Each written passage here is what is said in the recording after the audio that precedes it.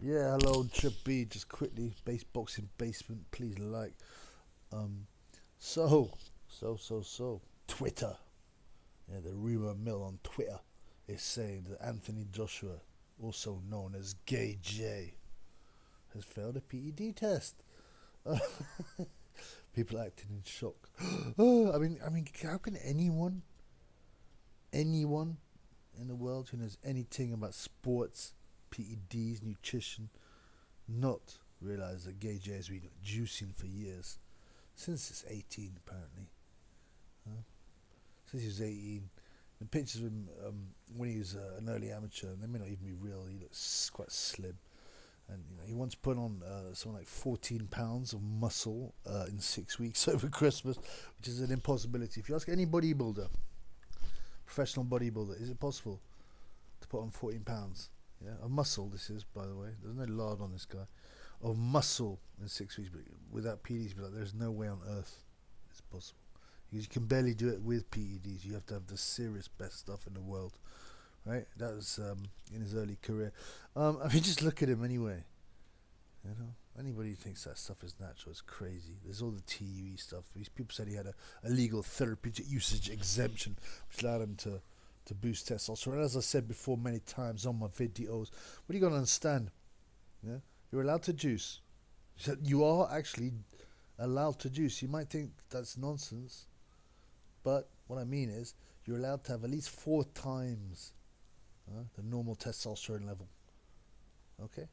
Now, it's very rare for anyone natural to have that level of high testosterone, but it's possible. So they put that in as a buffer.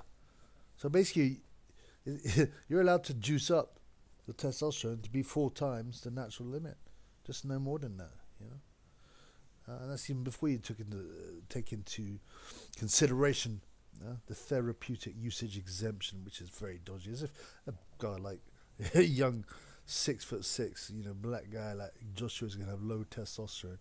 I mean, unless he's a hermaphrodite, so, that's more to come. But anyway, these are rumors at this point that he popped the test. Now, to anyone who knows anything about boxing or sports or PEDs, the surprise is not that Joshua's taking PEDs. Obviously, it's that he popped for them because the top guys just very rarely pop, man. There's too much money in it, man. It's too easy. By the way, there's so many ways to pass the test. Cycling, masking agents, and good old fashioned bribery, and having the people on side. There's a lot more money in passing people drug tests rather than failing them.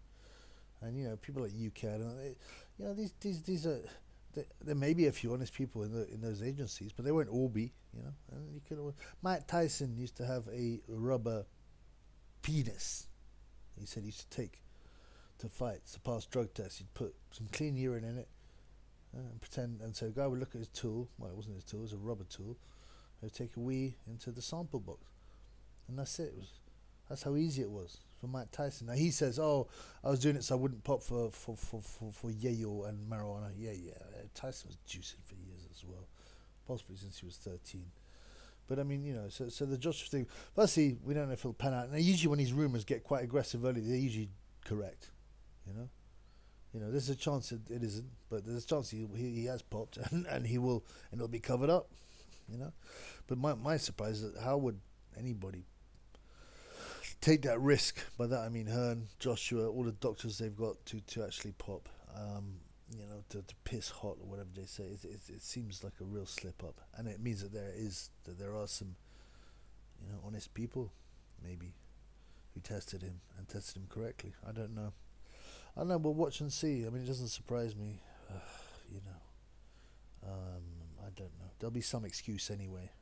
There'll be some excuse. You know, probably hopefully be a better excuse than the egg excuse, but it'll be something like that, man.